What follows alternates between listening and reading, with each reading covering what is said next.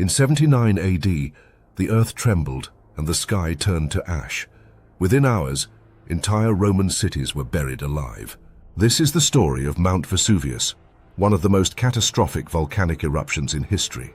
Today we're diving into the explosive facts, the forgotten lives of Pompeii and Herculaneum, and the haunting legacy that still smolders beneath the surface. Where is Mount Vesuvius? Mount Vesuvius is located on the west coast of Italy near Naples. It looms over the Bay of Naples and is the only active volcano on mainland Europe. What happened in 79 AD? On August 24th, some say October, Vesuvius erupted violently, sending a column of ash, pumice and volcanic gas high into the atmosphere. Over the next 18 to 24 hours, Pompeii and surrounding towns were completely buried under volcanic debris. Pompeii and Herculaneum. Pompeii was a bustling Roman city, home to around 11,000 people. Herculaneum, a nearby coastal town, was smaller but wealthier. Both were frozen in time by Vesuvius, each preserved in different ways due to the nature of the eruption. Pliny the Younger, the eyewitness.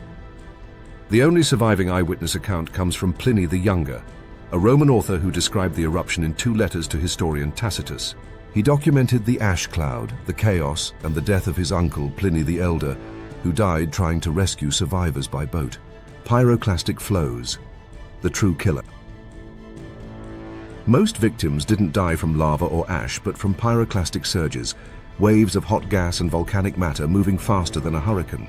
These flows incinerated everything in their path at over 300 degrees, 572 degrees.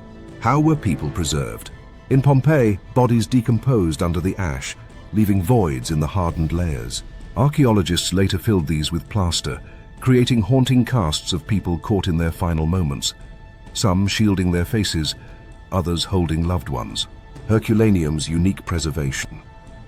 Unlike Pompeii, Herculaneum was buried under a thicker, denser layer of volcanic material.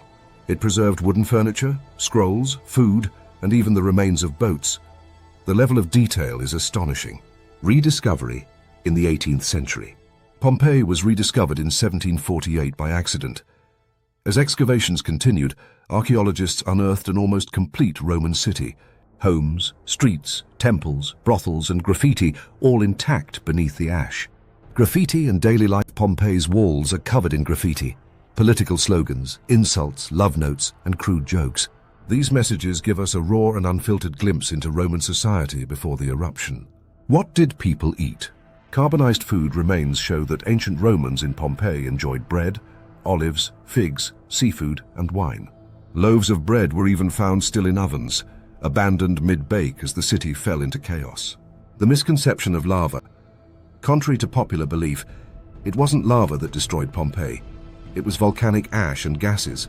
Lava rarely reached the city, but the ash was more than enough to collapse roofs and suffocate its residents. Vesuvius erupted again. Mount Vesuvius didn't stop in 79 AD. It has erupted more than 30 times since, with major events in 1631 and 1944. It's still classified as active and remains one of the most dangerous volcanoes in the world due to nearby population density. How big was the eruption?